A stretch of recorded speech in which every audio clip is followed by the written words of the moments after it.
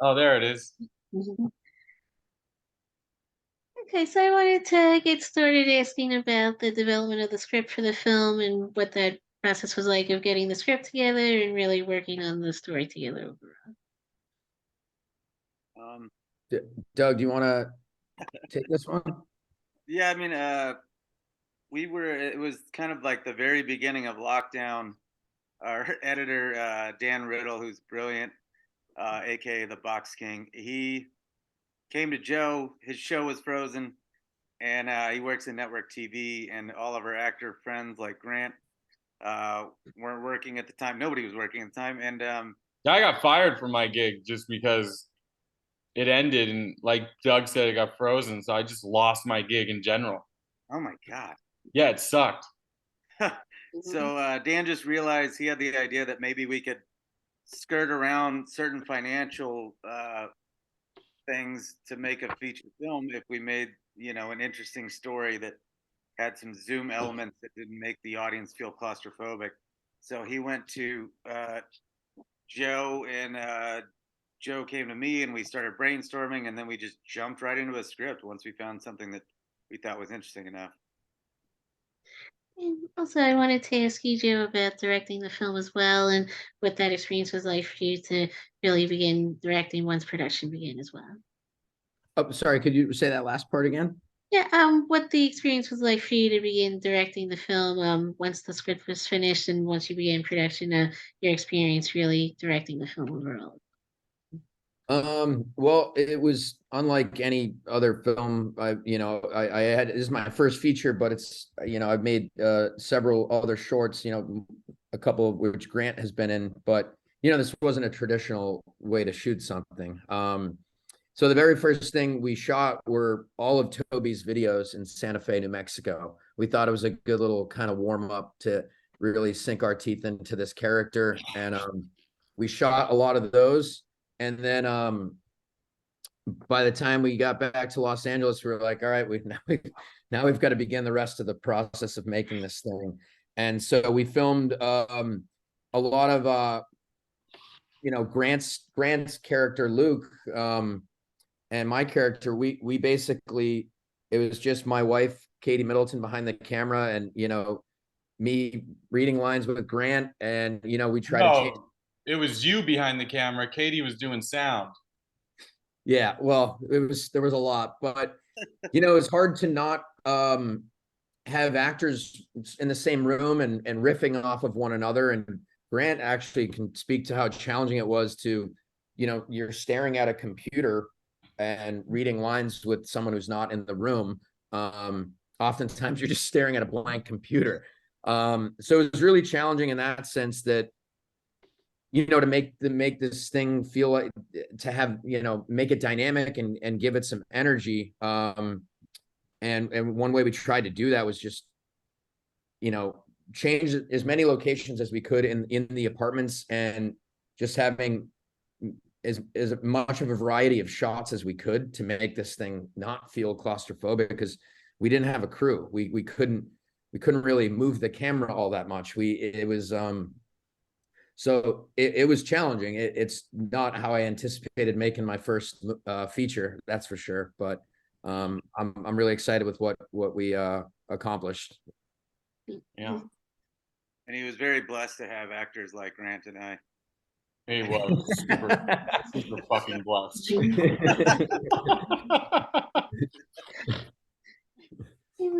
Also, speaking about you all filming in different locations and really working with the camera as well, and I wanted to ask more about that experience and really figuring out how you would get the shot specifically of everyone while you were filming, and just really figuring out how you would approach that aspect of just shooting the film in that respect. Yeah, I mean, we didn't have a focus puller, so we couldn't have like steady cam shots or anything like that. It was just my wife and I in our apartments. So we just tried to have as much variety of shots as we could. And as our characters start to devolve and go down this rabbit hole, the first half of the movie was all on tripods, and then once Grant's character and my character Luke start to basically buy into this Toby's bullshit. We did pretty much the second half of the film, handheld with the shoulder rig, just to, kind of see us coming unraveled. But yeah, it was a challenge. We shot so many inserts of phones and things like that because of all the burn-ins of characters talking on FaceTime and Zoom, and that ended up taking a lot longer than we anticipated. And we also no two characters in the same room except for maybe two scenes, so we had to shoot. Each scene had two locations, so you're shooting an A side and a B side to each scene. It took forever. So one of the trickiest parts was when we were shooting my stuff for my character's apartment. Joe would be operating the camera because we shot Joe and I and Doug's coverage with movie cameras. And not Doug's. Okay, Doug's so we used the phone for that. Okay, but so we used Joe and I. We shot with a movie camera, and there's only about 6 inches of focus that you have because we didn't have a focus puller because we only had a crew of 2 people, so there was no option to pull focus, and so we would just block scenes through rehearsal where the focal point of the scene, the actor would stay in this 6-inch range of focus while still moving, which I think that it's seamless in the movie, but it took a shitload of work to pull off. And then, Joe would be operating camera and his wife, Katie, would be doing sound. And simultaneously, as she's doing sound, with a boom mic or just watching the sound, the sound level. What is it called? Level. The sound levels. She would also be oftentimes reading off-camera lines for me, and so the level of multitasking was insane. And then oftentimes we couldn't even. It would be so complex that she wouldn't be able to read the off-camera lines, and so I would just memorize all the lines, and in my head be saying, in my head, I'm hearing the other character's lines and trying to react accordingly. And it honestly, of all the work that I've done as an actor, it was the most mentally taxing and challenging thing that I've done yet, just because we were multitasking on so many levels every day for like 12 hours. Yeah. But yeah, speaking to what Grant was saying, you'll see a lot of our characters moving, kind of east-west in front of the frame, side to side. And that's so we could give it some sort of movement, but remain in focus. We also were like, you see us walking in sort of like a half moon kind of a banana, kind of a pattern. And that's just to give it some movement and so we could remain in focus. But yeah, it was a challenge just to do this on such a limited scale, and what Grant was saying, just the amount of multitasking we all had to participate in was a challenge.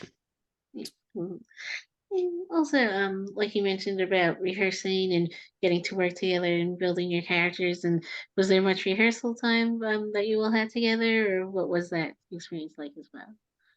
We would rehearse on the day for quite some time, usually for like at least an hour before, because we were kind of figuring out the blocking oftentimes in that day, because we would shoot my stuff the previous day. We tried to do it as much as we could in order, but it was inevitable that wasn't gonna always be the case. So yeah, I mean, I don't know, Grant, what do you think? We rehearsed for at least an hour each. I think Joe and I'm very familiar with Joe's writing style and his comedic sensibility, and so that was a huge help, I think, because it made us not have to rehearse as much, because I know what Joe, when he writes stuff, I know how it should be executed, and so that helped a lot. But then, yeah, like any scene that you saw where my character is pacing or moving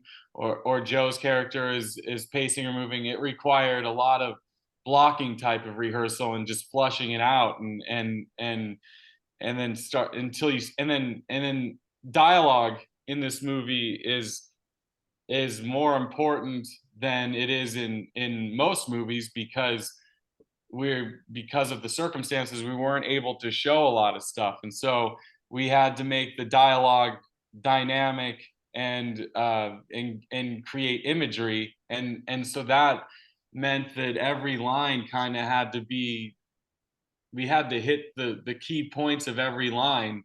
It was super important because that's what was creating the imagery for the audience. And so in that respect, we rehearsed a lot, but because of the familiarity of Doug and Joe and myself, that cut down on the rehearsal time, which made it more convenient to do, if anything was convenient. Yeah. And Doug would he would call and read lines off camera. So that's the scene where I'm talking with Mrs. Blackwood. Doug just had me in stitches because he was doing his best Mrs. Blackwood voice. So I'm acting. I wasn't acting with Jane Taini in the scene, the woman who played Toby's mother. I was reading lines with Doug and doing his best impression of his mother's voice. So Doug, sorry, you were going to say something. I cut you off. Oh, just to be a team player, I'm not in a ton of the film, but I just memorized the whole script day one and about. First of all, he's in a shitload of the film. And what the fuck, dude? No, my character honestly was the easiest because I could kind of just go off into the woods at times and film some stuff and have some fun. Like the stuff that went the smoothest on my end was when Joe was with me in Santa Fe to film some stuff. When I went rogue, that's when it all fell apart on my end, and I'd have to film 80. Also speaking about like the YouTube videos that Toby creates and posts them, I also wanted to ask about that experience in creating those videos and what that was like for you, Doug. Really getting to film those parts of your character as well. Sorry, there's a Snoopy cuckoo clock going off right by my head. I feel like this Zoom interview it's weirder than the movie. Like, we should make this the next movie. It was it was honestly just to play someone that wacky and insane was a lot of fun, and like I was saying, I had a lot of freedom to mostly because mine was so one-sided. No one was playing off of me, so I didn't have to worry if I screwed up a line and improv a little bit. It was okay. So that was a lot of fun, and like he just Toby's got a certain energy that's a lot of fun to jump into, and we've talked about it, I think, but nature was a big wild card in a lot of the scenes with where we were shooting in the woods and Arroyo and deserts of Santa Fe, but. Yeah, the armadillo casserole. Do you want to say what we had as our side dish? Oh, ants? Is that what you're talking about? Yeah. We Joe and I probably ate at least 100 ants each during the dream sequence because they were just attack. We had like an hour to film that sequence to get the right light, and these ants were just attacking our armadillo casserole, which was like just chicken and rice or something. It was some sort of like actually good dish that Katie or Quinn made, but there were so many ants on the table and crawling up our legs.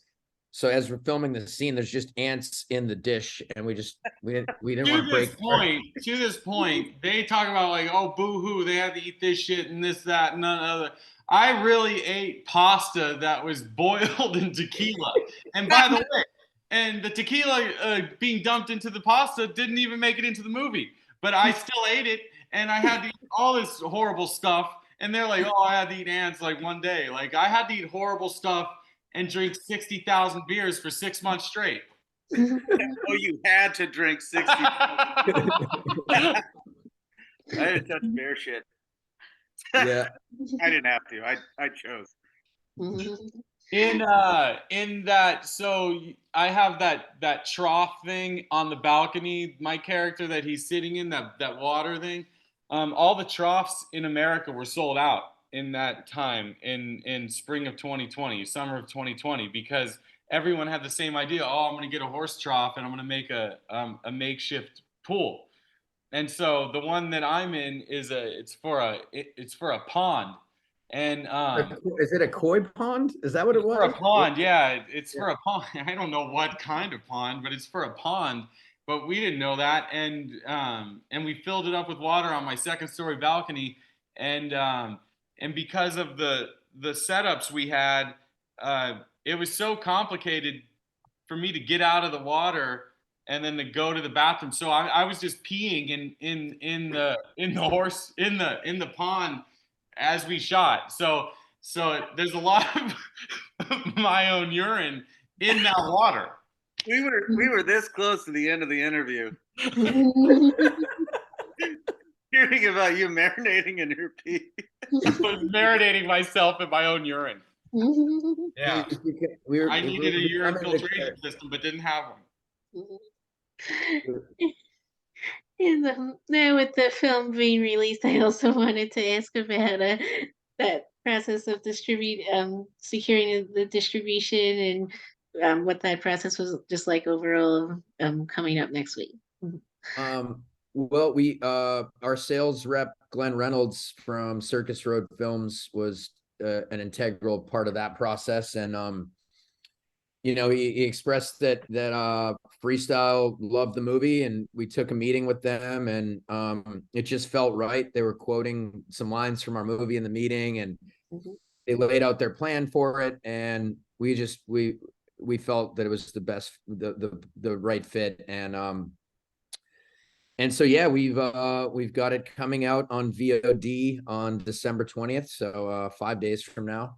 It's on multiple platforms like iTunes, Apple TV, Amazon, Vudu, Google Play, basically a lot of places. So that's really exciting. You know, we've been working on this movie from script to release for about 2.5 years now, and it's been a painstaking process that, you know, we at times was just, we never thought we'd finish. And so to finally be, you know, see that light at the end of the tunnel and now have it you know, getting out into the world 5 days from now it's really, really satisfying. And I'm proud of what we did for, you know, the limited budget we had and limited resources.